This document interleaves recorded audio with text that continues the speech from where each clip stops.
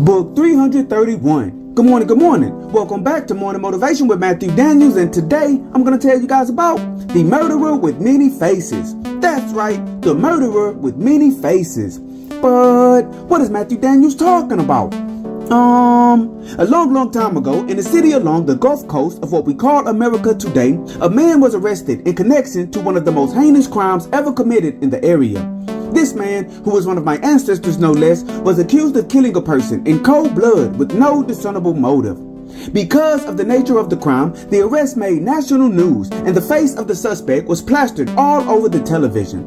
In a different city, some 700 miles away in Arizona, a different detective was watching the news, and when he heard the details of the crime, he realized that it sounded similar to a cold case he was working on 5 years prior. The detective in Arizona contacted the detective on the Gulf Coast, and it was determined that the suspect who was in jail had been using a fake name and a fictitious backstory.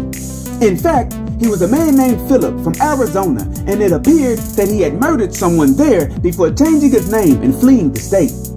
When this new revelation hit the airwaves, a detective in North Dakota eyes grew wide with shock as he realized that about 8 years ago, he too was investigating a murder that was eerily similar to the crimes committed in Arizona and on the Gulf Coast. This new detective contacted the other two detectives, and to their utter dismay, it was determined that the name Philip was also a fake name that the suspect created after killing someone in North Dakota and then fleeing the state. Wondering just how deep the rabbit hole went, the FBI was contacted, and they began a full-blown investigation into the suspect and his past. What they found out took everyone's breath away.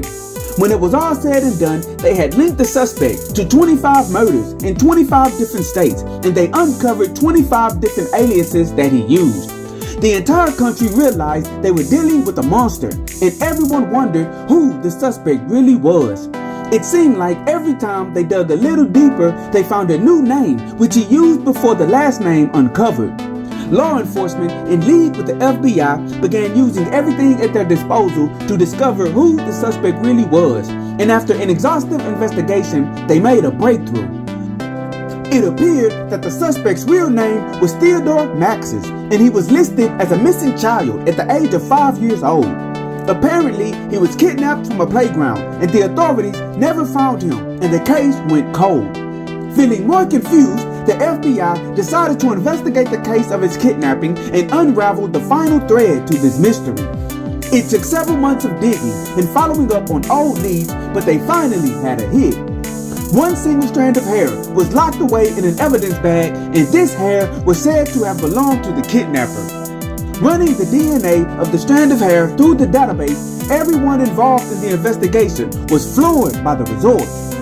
As it turns out, the DNA was an exact match to the DNA of the first detective who arrested the suspect in the city on the Gulf Coast.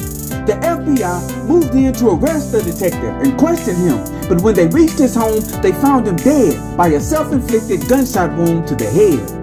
They also found a written confession next to his deceased body. The detective said that he was addicted to murdering people and he could not stop. So he kidnapped the suspect as a child in order to commit the perfect crime. He brainwashed the child and then manipulated him into changing his name and moving to the different cities where the detective determined he would commit his next crime. And after killing his next victim, the detective would make the suspect change his name and move again. He thought that if law enforcement ever got close to arresting him, he could use the suspect as a scapegoat and pin all of his murders on him. Again, the world was shocked. The suspect, who everyone had attacked as a heartless monster, was actually a victim of the real monster.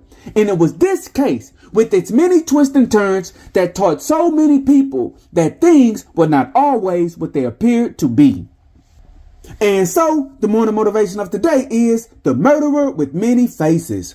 Many of us have been forced to wear so many different masks during our lifetime that the real us is lost beneath a sea of different personas. And many times, the mask we are currently wearing is a defensive mask that we use because we have been hurt in the past.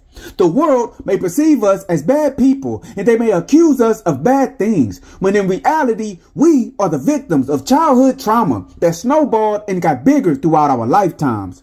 Today, I want you to dig deep within yourself, find the real you that was buried so long ago, bring that pure soul back to the surface, and always strive to do that which is good. And remember, you are awesome, you are amazing, you are wonderful, and you are great. And you are going to change the world. I just hope I'm still alive to see it, family. I'm out. Good morning. To order books in the Morning Motivation with Matthew Daniels book series, search Morning Motivation with Matthew Daniels on Amazon.com or visit www.dandyandbigherm.com.